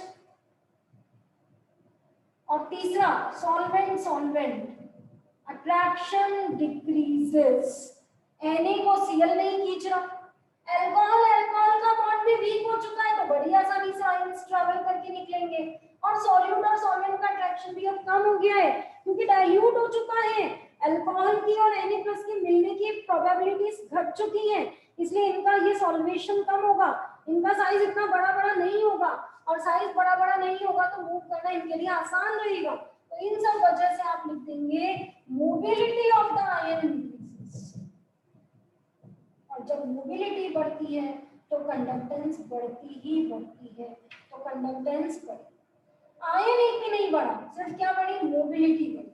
कौन से आयन्स की, जो फ्री आयन्स होते जा रहे हैं, ठीक है। अब अपन वीक में आते हैं, CH3COH। अब वीक में जब मैंने ध्यान दिया तो मैंने देखा यहाँ तो मेरे पास एक भी आयन नहीं था। अब जैसे जैसे हमने डाइल्यूशन किया, मैंने कहा आपका जो ये आयनाइजेशन का प्रोसीजर था, क्या बन रहा था आयनाइजेशन से, CH3COO- और H+, ये बढ़ा। कौन बताएगा ये क्यों बढ़ा? डाइल्यूशन से ऐसा क्या हुआ कि आयंस का फॉर्मेशन बढ़ा, बताइए। डाइल्यूशन से ऐसा क्या हुआ कि आयंस का नंबर बढ़ा, कौन बता सकता है? वीक इलेक्ट्रोलाइट में ऐसा क्या हो गया? जैसे स्ट्रॉन्ग में अपन ने पूरी गणित को समझा, ऐसे वीक में समझते हैं कि जैसे जैसे मैं पानी मिलाऊंगी ये और आयंस बनाएगा और आयंस बनाएगा, ये देखिए नंबर ऑफ आयंस बढ़ते हैं, इसलिए देखिए कंडक्टेंस में ड्रास्टिकली चेंज होता है, मतलब एकदम सडनली ऊपर पहुंच गया, कहाँ तो यहाँ खड़ा था, कहाँ एकदम ऊपर। क्या हुआ ऐसा? याद करिए, आज ही की क्लास में पढ़ाया है, आई थिंक क्लास जहाँ से मैंने स्टार्ट किया था, जहाँ से मैंने क्लास को स्टार्ट किया था, ये इसका आंसर यहाँ से तो नहीं ना मिलेगा जैसे ये स्ट्रॉन्ग के रूम में, ऐसे नहीं दे पाओगे। बस अब तो सबसे बड़ा हिंट दे दिया मैंने, जहाँ से मैंने अपनी क्लास को स्टार्ट किया था। बोलिए ma'am. By Ostwald dilution law ma'am, जैसे जैसे डाइल्यूशन बढ़ेगा वैसे वैसे डिग्री ऑफ डिसोसिएशन बढ़ेगा तो नंबर ऑफ आयंस भी बढ़ेंगे। वीक इलेक्ट्रोलाइट है बच्चों ये, और वीक इलेक्ट्रोलाइट का आंसर हमेशा ओस्वाल्ड डाइल्यूशन लॉ के पास है, और ओस्वाल्ड डाइल्यूशन लॉ है alpha is directly proportional to √3। तो जैसे जैसे आप वॉल्यूम को बढ़ाओगे वैसे वैसे डिग्री ऑफ डिसोसिएशन बढ़ेगा, डिग्री ऑफ डिसोसिएशन बढ़ेगा तो फ्री आयंस का नंबर बढ़ेगा, और नंबर बढ़ेगा तो कंडक्टेंस बढ़ेगी। अब दो फैक्टर सोच के देखिए, एक जगह नंबर ऑफ आयंस बढ़ रहे हैं और एक जगह आयंस तो उतने हैं, मोबिलिटी ऑफ आयंस बढ़ रही है। बताइए कहाँ ड्रास्टिक चेंज आएगा? एक जगह नंबर बढ़ रहा है, एक जगह मोबिलिटी बढ़ रहा है, कहाँ ड्रास्टिक चेंज आएगा? ऑब्वियसली वहां जहाँ कॉज बढ़ा है, बोलो जहाँ कॉज बढ़ा है वहीं तो ड्रास्टिक चेंज आएगा। तो कॉज कहाँ बढ़ा है? कॉज कौन होते हैं? कॉज होते हैं आयंस, इलेक्ट्रोलाइट्स की कंडक्टेंस का कारण होते हैं आयंस। तो क्या आप देख रहे हैं वीक में आयंस का नंबर बढ़ा है, और आयंस का नंबर बढ़ेगा, कॉज का नंबर बढ़ेगा, तो ऑब्वियस है ड्रास्टिक चेंज आना ही था। और स्ट्रॉन्ग में कॉज नहीं बढ़ा, बस उसकी मोबिलिटी बढ़ी। क्यों बढ़ी? क्योंकि ये तीन अट्रैक्शन कब हुए, इसलिए स्ट्रॉन्ग में भी बढ़ती है, वीक में भी बढ़ती है, पर वीक में ड्रास्टिकली बढ़ती है।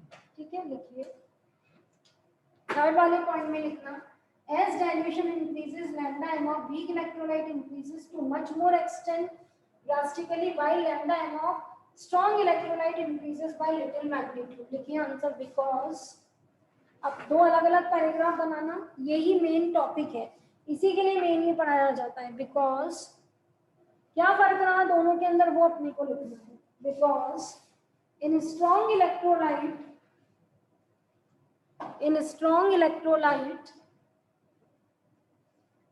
as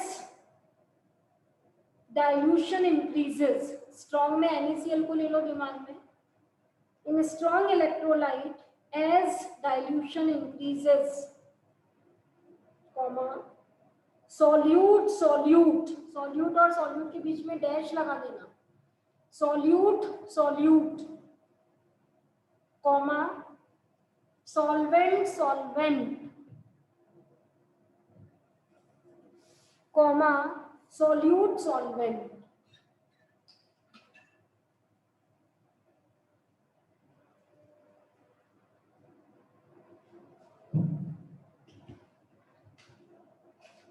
डैश लगा के सेपरेट करना.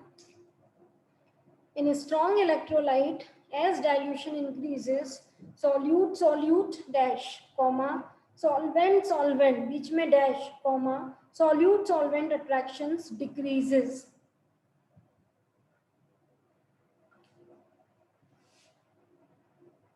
So main point आ रहा है अंडरलाइन करना. So mobility of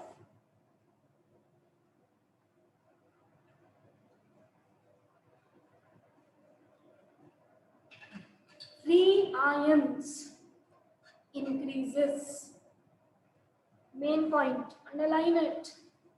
Mobility of free ions increases. Hence, conductance increases. Hence, conductance increases. ठीक है, अगला पैराग्राफ बनाओ. In weak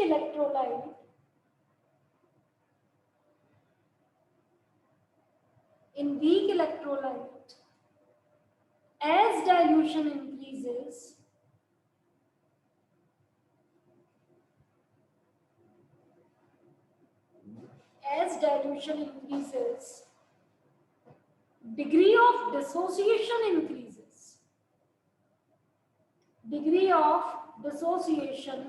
increases. ब्रैकेट में लिखिए, according to Ostwald dilution law,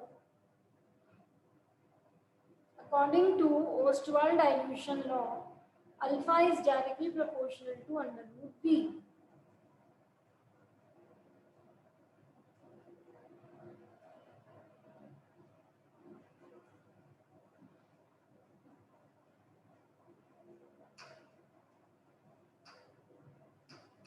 ठीक है. सो अब अंडरलाइन करिएगा. मेन वर्ड आ रहा है number of free ions increases. वहां पर मोबिलिटी लिखना है, यहाँ पे नंबर लिखना है. Number of free ions increases. hence conductance increases drastically.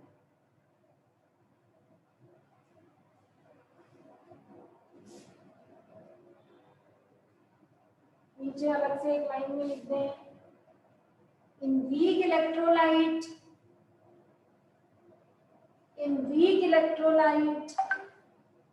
cause increases.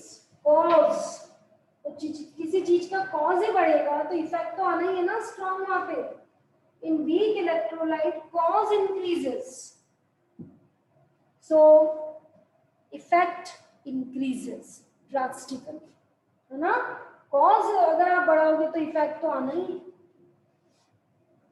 अब जो 3 कंक्लूजन मैंने आपको लिखवाए हैं उनमें कौन से 2 आपको लग रहे हैं कि मैम ये तो काफी मिलते जुलते हैं? बताइए कौन से 2 आपको लग रहे हैं कि ये मिलते जुलते हैं?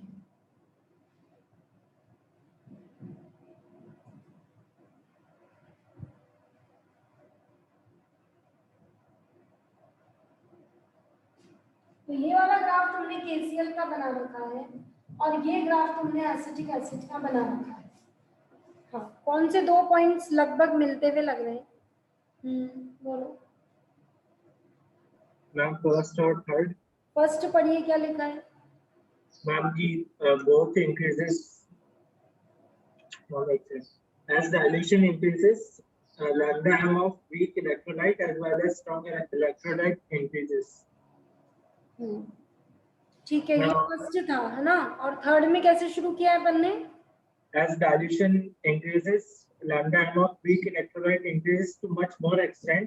ब्रैकेट में फर्स्ट और थर्ड को अगर आपको CBSE बोर्ड 3 कंक्लूजन्स लिखने के लिए कहते हैं, 3 कंक्लूजन्स, तो फिर आप लोग 1 और 3 को ऐड करते हैं.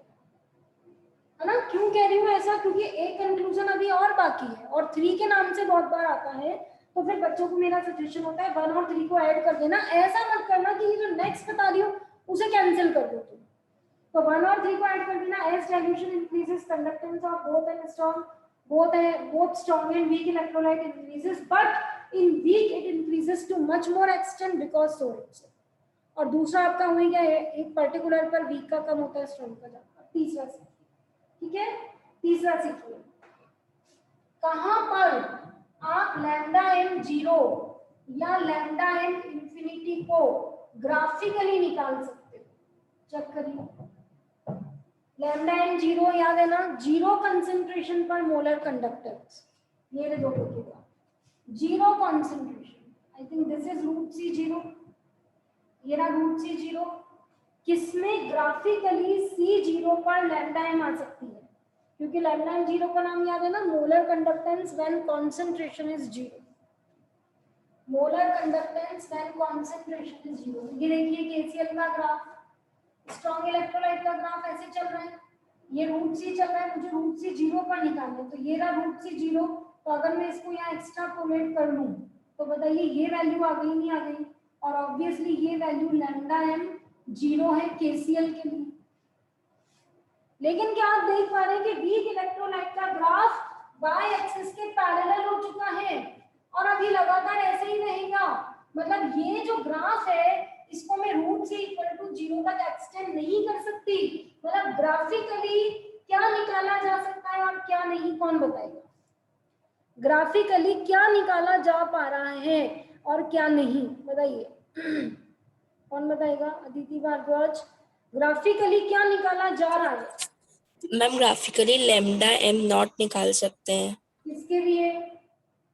फॉर स्ट्रॉन्ग इलेक्ट्रोलाइट, क्यों निकाल सकते हैं? Because the graph is can be extended, it can be extended to under root C equals to zero, but for the weak electrolyte graph is vertical, graph is So it be- parallel to y-axis, so it cannot be extended, it cannot be extended to is equals to zero. yes, so lambda m for strong electrolyte graphically आ सकता है, but lambda m for weak electrolyte graphically नहीं आ सकता, और इसी के लिए फिर हमें जरूरत पड़ी कोलराउश लॉ की। तो किसी की कमी ही तो किसी का कारण बनती है नए रूल के आने का, तो क्या कमी थी जिसने किस चीज को मोटिवेट किया? तो कमी ये थी कि मैंने प्रैक्टिकली लैब में जाकर अलग अलग स्ट्रॉन्ग इलेक्ट्रोलाइट लिए और उनके अलग अलग सी पर लैम्डा एम निकाली, फिर मैं ग्राफ बना लेती थी, फिर उसे आगे बढ़ाकर उसकी लैम्डा एम जीरो आ जाती थी। पर जब हम वीक इलेक्ट्रोलाइट के लिए ऐसा करते थे तो हमारा ग्राफ एक्सटेंड ही नहीं हो पाता था और हम उनकी क्या नहीं निकाल पाते थे, लैम्डा एम जीरो वीक की।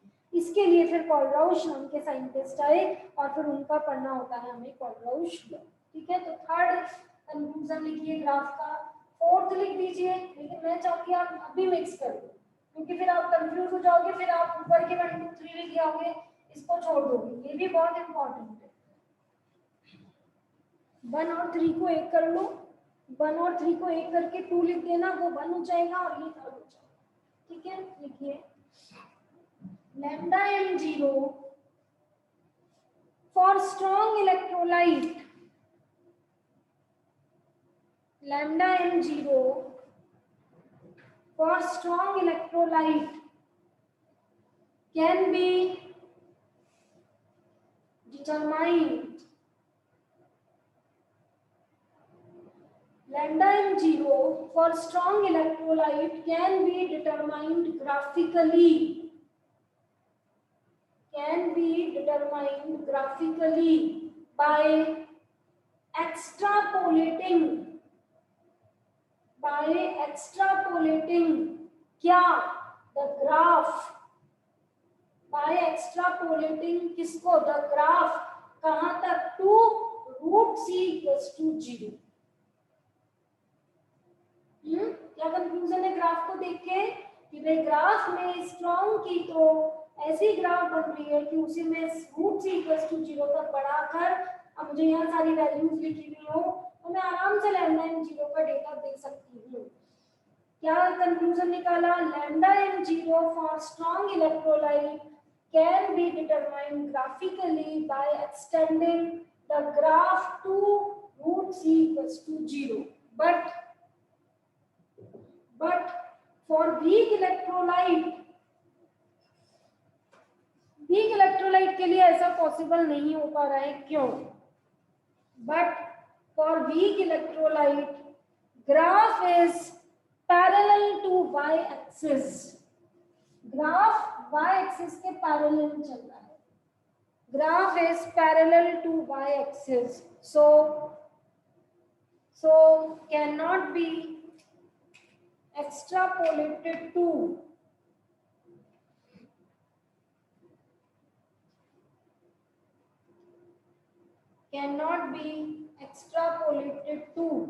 root c equals to 0.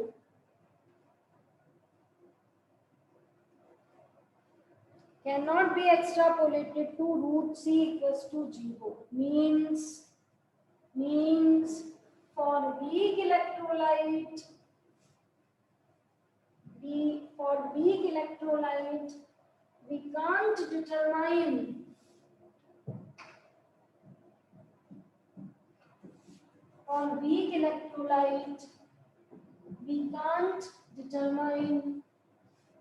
क्या लैम्डा m0 कैसे ग्राफिक, ये मत देखो ना, निकाल ही नहीं सकते, निकालेंगे कोलराउश आएंगे अभी इसके लिए। We can not determine lambda m0 graphically, ठीक है। ये ग्राफ के कंक्लूजन खत्म, अब यहीं पर नई हेडिंग स्टार्ट, कोलराउश पर।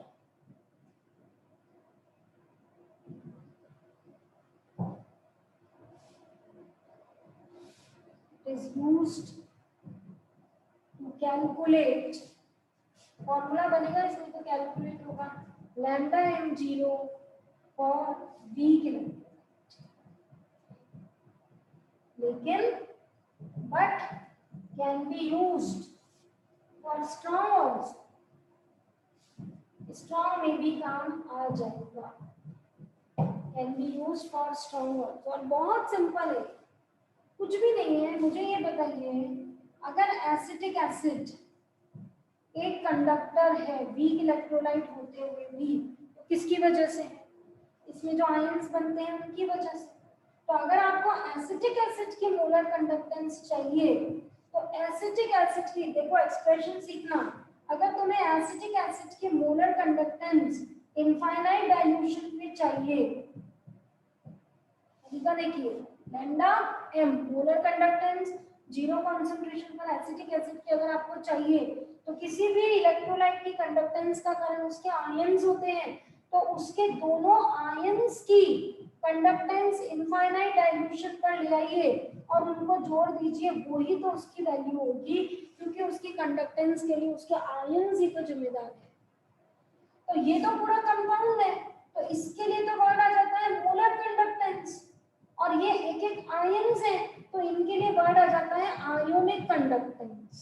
तो किसी भी एक मोल कंपाउंड की जो मोलर कंडक्टेंस आएगी, कोलराउश कह रहे हैं 0 कंसंट्रेशन पर, वो उसके अंदर के आयंस की 0 कंसंट्रेशन पर जो कंडक्टेंस होती है उसका सम होती है, क्योंकि आयंस की वजह से ही तो उसकी टोटल कंडक्टेंस है। बस इतना सा। अब जैसे मुझे बनाना है लैम्डा m0, सपोज करो कुछ इस पैटर्न का है AX2, तो आप बताओ इसकी कंडक्टेंस के लिए कौन कौन जिम्मेदार है? AX2 टाइप का कोई है, या फिर चलो आपको इससे दिक्कत आए तो मैं लिख ही दूंगी BaOH होल्ड ट्वाइस। आपको मैंने वीक की लिस्ट में दिया था ये वीक बेस। अब बताओ BaOH होल्ड ट्वाइस की कंडक्टेंस किस किस की वजह से होगी? बताओ मुझे, क्या क्या डेटा तुम्हें देना है। BaOH की कंडक्टेंस किस किस की वजह से होगी? अक्षांश बोलो। मैम Ba2+ के लैम्डा से and lambda of OH minus को लिखवा दो, लैम्डा 0 कंसंट्रेशन पर किसकी? मैम Ba2+ आयन की, प्लस लैम्डा 0 कंसंट्रेशन पर किसकी? ऑफ OH माइनस की। अब क्या मैंने कहा था, इसका नाम है मोलर और इसका नाम है आयोनिक। Yes ma'am. अब इसके एक मोल में कितने OH आयन हैं? मैम 2।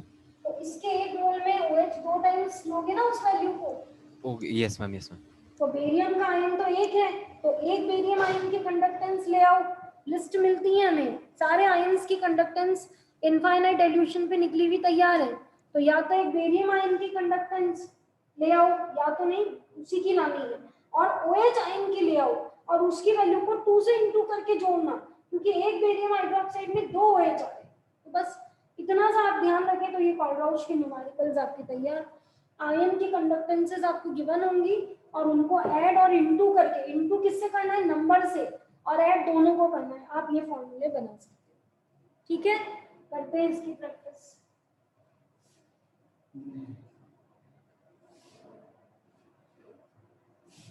लैम्डा m इंफिनिटी निकालो एल्यूमिनियम सल्फेट की।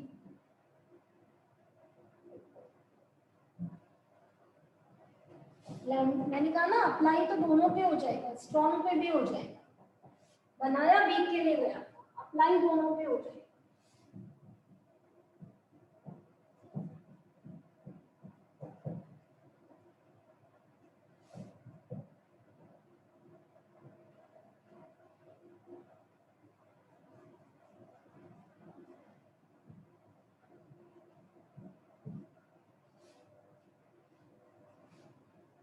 बनाइए सबके एक्सप्रेशन कोलराउश लॉ से। किसके बनाने हैं, लैम्डा के।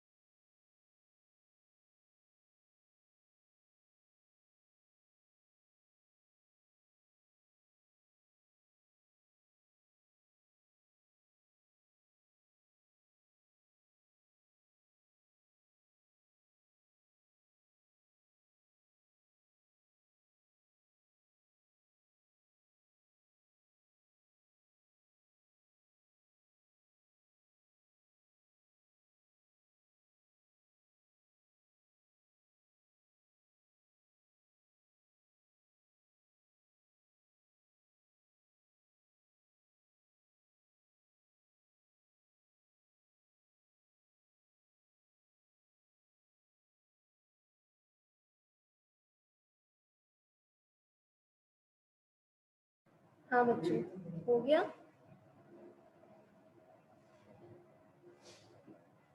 ये सब लानी बोलो। Yes ma'am. Ma'am Al2SO4 whole thrice के लिए ma'am 2 lambda Al 3 plus infinity. Infinity वाले लिखे हैं तो इनफाइनाइट डाइल्यूशन हो जाएगा ना, और जीरो लिखोगे तो जीरो कॉन्सेंट्रेशन हो जाएगा। दोनों सही होते हैं। लैम्डा जीरो मैम किसका Al 3 प्लस और मैम Al3 का 2 हो साइंस जाएगा कितने हैं? Ma'am plus 3 lambda 0 SO4 2 minus. बहुत बढ़िया। अगले का बताइए तनुश्री। मैम इसका हो जाएगा lambda infinity Al 3 plus 3 times of lambda 0 Cl minus. ये भी ले लो ना, या तो जीरो चलाना या इंफिनिटी चलाना। थैंक यू वो लो, वो तीनों तरफ ले लो, उसके दोनों आयंस में भी और उधर भी। अगर इधर जीरो लिया है तो इधर भी जीरो, इधर भी जीरो, इंफिनिटी तो इधर भी इंफिनिटी। और पढ़ना भी सही, उसे लिखना भी सही, एट इनफाइनाइट डाइल्यूशन और एट जीरो कॉन्सेंट्रेशन। अक्षिता बोलो। Ma'am lambda 0 H plus lambda SO4 minus 2 minus. H दो आएंगे, Yes, 2 से ma'am. इंटू। एक H2SO4 में 2 H है ना, तो वो वैल्यू 2 से इंटू होगी। Nikhil. Ma'am lambda 0 Mg2 plus plus lambda 0 SO4 2 minus. ठीक है, तो ये जो आपने एक्सप्रेशंस बनाए ये सारे कॉलराउश लॉ के हैं, इन्हीं से आपके न्यूमेरिकल्स होंगे, इसी तरह से इन्हें लिखा जाता है। लास्ट पॉइंट लिख लीजिए आज की क्लास का। इसका लिखने का मतलब तुम समझ रहे हो, किसी भी इलेक्ट्रोलाइट की कंडक्टेंस उसके आयंस की वजह से है, तो उसके आयंस की जीरो कंसंट्रेशन पे निकाल लो, एच आयन की निकाल लो। जैसे एच आयन की 100 है, यूनिट आपको याद होगी मोलर कंडक्टेंस की, पर मोल सेंटीमीटर स्क्वायर। ये दो आयन है, इसको 2 से इंटू कर लो। सल्फेट आयन की सपोज करो 50 है, तो ये नेट आ जाएगी। तो आपने इसकी मतलब एक्चुअल कंडक्टेंस को बिल्कुल ऐड कर दिया। ऐसा क्यों? इसका रीजन अगर आपसे कोई पूछे तो आप कहना क्योंकि ये इनफाइनाइट डाइल्यूशन का समय चल रहा है। इनफाइनाइट डाइल्यूशन का मतलब जितना हद से हद डाइल्यूशन में कर चुकी थी उतना मैं कर चुकी हूँ, और इतना डाइल्यूशन करने के बाद एक Na+ का Cl- से अट्रैक्शन बिल्कुल खत्म हो जाता है। ये इनफाइनाइट वर्ड लिख दिया है, मतलब इनफाइनाइट डाइल्यूशन होने पर inter ionic attraction almost zero हो जाता है। अब Na+ को कोई Cl अट्रैक्ट नहीं कर रहा, Cl- को कोई Na+ अट्रैक्ट नहीं कर रहा, मतलब हर आयन अपने इंडिपेंडेंटली मूव कर रहा है। इंडिपेंडेंट माइग्रेशन ऑफ आयंस चल रहा है, क्योंकि क्या हो चुका है, इनफाइनाइट डाइल्यूशन। क्या हो चुका है, हर आयन का अपोजिट आयन से अट्रैक्शन खत्म हो चुका है। इसीलिए इसका नाम आपकी बुक में लिखा हुआ है Kohlrausch law of independent migration of ions.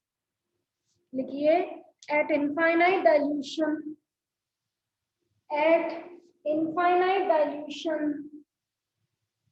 आपकी बुक में जीरो ही दे रखा है बच्चों, चेक कर लिया मैंने, तो आप जीरो वाला ही रखना, कंसंट्रेशन जीरो वाला। Eight infinite dilution all inter ionic attractions becomes zero. जितने अट्रैक्शंस हैं सब जीरो हो चुके हैं, इनफाइनाइट डाइल्यूशन हो चुका है। Eight infinite dilution all inter-ionic attractions becomes zero. So ions move independently. किसी के जाने में कोई इंटरफेरेंस नहीं करता है। Ions move independently. That's why this is called Rausch law of independent migration of ions.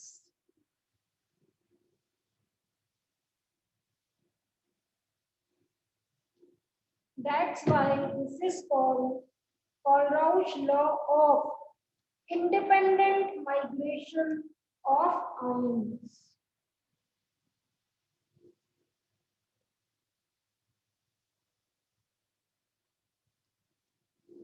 ठीक है, यहाँ तक कोई डाउट हो किसी को तो पूछ लीजिए।